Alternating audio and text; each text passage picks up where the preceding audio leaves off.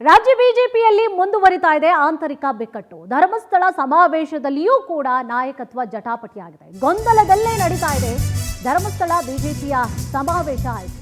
ರಾಜ್ಯ ಬಿಜೆಪಿಯಲ್ಲಿ ಇನ್ನೂ ಕೂಡ ಆಂತರಿಕ ಬಿಕ್ಕಟ್ಟು ಅದೇ ರೀತಿಯಾಗಿ ಧರ್ಮಸ್ಥಳ ಸಮಾವೇಶದಲ್ಲೂ ಕೂಡ ನಾಯಕರ ಜಟಾಪಟಿ ಕಂಡುಬಂತು. ಅಂದ್ರೆ ಗೊಂದಲದಲ್ಲೇ ನಡೆದಿದೆ ಧರ್ಮಸ್ಥಳ ಬಿಜೆಪಿಯ ಸಮಾವೇಶ. ಭಾಷಣದ ಸಂದರ್ಭದಲ್ಲಿ ರಾಜ್ಯಾಧ್ಯಕ್ಷರ ಹೆಸರನ್ನೇ ಮರೆತು ಬಿಟ್ರೆ ಆಗಿದ್ರೆ ಆರ್ ಅಶೋಕ್ ಅವರು ರಾಜ್ಯಾಧ್ಯಕ್ಷ ಪ್ರಹ್ಲಾದ್ ಜೋಶಿ ಅವರೇ ಅಂತ ಹೇಳಿ ಅವರು ಕರೆದಿದ್ದಾರೆ. ವಿಜಯೇಂದ್ರ ಹೆಸರೇಳದೆ ಜೋಶಿ ಅಂತ ಹೇಳಿ ಹೆಸರು ಹೇಳಿದ್ದಾರೆ ವಿಪಕ್ಷ ನಾಯಕ ಆರ್ ಅಶೋಕ್ ಅವರು. ಜೋಶಿ ಅವರ ಹೆಸರೇಳನ್ನು ಹೇಳುವಂತಹ ಮೂಲಕವಾಗಿ ಟಾಂಗ್ ನೀಡಿದ್ರ ಹಾಗಿದ್ರೆ ಅಶೋಕ್ ಅವರು. ಸಮಾವೇಶದ ಬಗ್ಗೆ ಕರಾವಳಿ ಭಾಗದ ನಾಯಕರಲ್ಲೂ ಕೂಡ ಬೇಸರ ಇದೆ.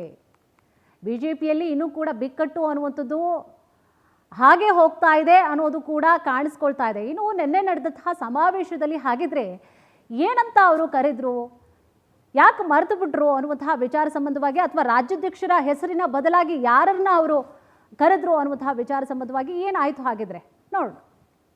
ಈ ಧರ್ಮಸ್ಥಳವನ್ನ ರಕ್ಷಣೆ ಮಾಡಬೇಕು ಅಂತ ಬಂದಿರತಕ್ಕಂತ ಎಲ್ಲ ಸಾವಿರಾರು ಹಿಂದೂ ಅಭಿಮಾನಿಗಳೇ, ನಿಮ್ಮ ಪಾದಕ್ಕೆ ನನ್ನ ಮೊದಲ ನಮಸ್ಕಾರಗಳನ್ನು ನೀಡ್ತಾ ಇದ್ದೀನಿ. ನಿಮಗೆ ನಮ್ಮ ಈ ಕಾರ್ಯಕ್ರಮದಲ್ಲಿ ಭಾಗಿಯಾಗಿರ್ತಕ್ಕಂಥ ನಮ್ಮ ರಾಜ್ಯದ ಅಧ್ಯಕ್ಷರಾದಂಥ ಸನ್ಮಾನ್ಯ ಪ್ರಹ್ಲಾದ್ ಜೋಶಿ ಅವರೇ, ವಿಜಯೇಂದ್ರ ಅವರೇ, ನಮ್ಮ ಕೇಂದ್ರದ ಸಚಿವರಾದಂಥ ಈಗ ತಾನೇ ಮಾತಾಡಿದಂಥ ಪ್ರಹ್ಲಾದ್ ಜೋಶಿ ಅವರೇ, ಸುಧಾಕರ್ ರೆಡ್ಡಿ ಅವರೇ, ಚಲವಾದಿ ನಾರಾಯಣ ಸ್ವಾಮಿ ಅವರೇ, ಸದಾನಂದ ಗೌಡ್ರೆ, ಅಶ್ವಥ್ ನಾರಾಯಣ ಅವರೇ, ಸಿ ಟಿ ರವಿ ಅವರೇ, ಸುನಿಲ್ ಕುಮಾರ್ ಅವರೇ, ಶ್ರೀರಾಮುಲು ಅವರೇ, ತೇಜಸ್ವಿ ಸೂರ್ಯ ಅವರೇ, ವಿಶ್ವನಾಥ್ ಅವರೇ, ವೇದಿಕೆ ಮೇಲಿರುವಂಥ ಎಲ್ಲರ ಗಣ್ಯರಿಗೆ ನನ್ನ ನಮಸ್ಕಾರಗಳನ್ನು ತಿಳಿಸ್ತಾ ಇದ್ದೀನಿ.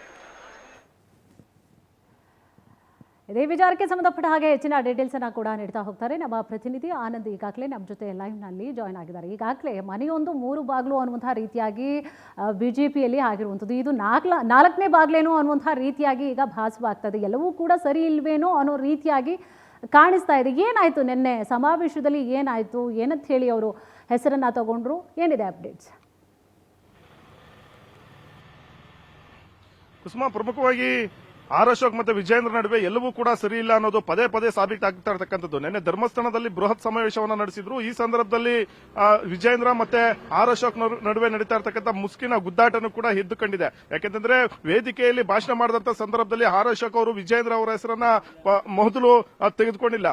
ಬಿಜೆಪಿ ರಾಜ್ಯಾಧ್ಯಕ್ಷರಾಗಿರ್ತಕ್ಕಂಥ ಪ್ರಹ್ಲಾದ್ ಜೋಶಿ ಅನ್ನೋ ಒಂದು ಮಾತನ್ನ ಅವರು ಹೇಳುವ ಮೂಲಕ ಎಲ್ಲೋ ಒಂದು ಕಡೆ ವಿಜಯೇಂದ್ರ ಅವರಿಗೆ ಮುಜುಗರ ಉಂಟು ಮಾಡಿದ್ರ ಅನ್ನೋ ಒಂದು ಪ್ರಶ್ನೆನೂ ಕೂಡ ಇಲ್ಲಿ ಎದ್ದು ಕಾಣ್ತಾ ಇರತಕ್ಕಂಥದ್ದು. ಯಾಕೆಂದ್ರೆ ವೇದಿಕೆ ಉದ್ದಕ್ಕೂ ಕೂಡ ತಮ್ಮ ಅಕ್ಕಪಕ್ಕದಲ್ಲೇ ಇದ್ದಂತ ವಿಜಯೇಂದ್ರ ಅವರ ಹೆಸರನ್ನ ತೆಗೆದುಕೊಳ್ಳದೆ ಬಿಜೆಪಿ ರಾಜ್ಯಾಧ್ಯಕ್ಷ ಪ್ರಹ್ಲಾದ್ ಜೋಶಿ ಅನ್ನೋ ಒಂದು ವಿಚಾರವನ್ನ ಅವರು ಪ್ರಸ್ತಾಪ ಮಾಡಿದ್ರು. ಇದು ಅಲ್ಲಿರ್ತಕ್ಕಂಥ ವಿಜಯೇಂದ್ರ ಬೆಂಬಲಿಗರಲ್ಲೂ ಕೂಡ ಕೊಂಚ ಅಸಮಾಧಾನಕ್ಕೆ ಕಾರಣವಾಗಿತ್ತು. ಮತ್ತೊಂದು ಕಡೆ ಪ್ರಮುಖವಾಗಿ ಕರಾವಳಿ ಭಾಗದ ಪ್ರಮುಖ ಶಾಸಕರು ಮತ್ತೆ ಪ್ರಮುಖ ಮುಖಂಡರುಗಳಿಗೆ ಭಾಷಣಕ್ಕೆ ಅವಕಾಶ ಮಾಡಿಕೊಟ್ಟಿಲ್ಲ ಅನ್ನೋ ಒಂದು ಅಸಮಾಧಾನನೂ ಕೂಡ ವೇದಿಕೆಯಲ್ಲಿ ಎದ್ದು ಕಂಡು ಬಂದಿತ್ತು. ಮತ್ತೆ ಕೆಲವು ಪ್ರಮುಖ ನಾಯಕರೇನಿದ್ದಾರೆ ಇವರು ಬಹಳಷ್ಟು ಅಸಮಾಧಾನದಿಂದಲೇ ವೇದಿಕೆಯಿಂದ ಹೊರಗಡೆ ಹೋದಂತ ಒಂದು ಪ್ರಸಂಗನೂ ಕೂಡ ಅಲ್ಲಿ ನಡೆದಿರತಕ್ಕಂಥದ್ದು. ಹೀಗಾಗಿ ಪ್ರಮುಖವಾಗಿ ಬಿಜೆಪಿ ಪಕ್ಷದಲ್ಲಿ ಎಲ್ಲವೂ ಕೂಡ ಸರಿಯಲ್ಲ. ಆಂತರಿಕ ಬಿಕ್ಕಟ್ಟು, ಆಂತರಿಕ ಗುದ್ದಾಟ ಏನಿದೆ, ಎಲ್ಲದಕ್ಕಿಂತ ಪ್ರಮುಖವಾಗಿ ನಾಯಕತ್ವದ ಒಂದು ಕಿತ್ತಾಟ ಈಗ ಬಿಜೆಪಿಯಲ್ಲೂ ಕೂಡ ಶುರುವಾಗಿರ್ತಕ್ಕಂಥದ್ದು. ಹಾಗಾಗಿಯೇ ಇವರು ಉದ್ದೇಶಪೂರ್ವಕವಾಗಿ ವಿಜೇಂದ್ರ ಅವರ ಹೆಸರನ್ನ ತೆಗೆದುಕೊಂಡಿಲ್ಲ ಅಂತ ಅವರ ಬೆಂಬಲಿಗರು ಅಸಮಾಧಾನಗಳನ್ನ ವ್ಯಕ್ತಪಡಿಸ್ತಾ ಇರ್ತಕ್ಕಂಥದ್ದು. ಮತ್ತೊಂದು ಕಡೆ ಸದಾನಂದ ಗೌಡ, ಈ ಕಡೆ ಕಾಗೇರಿ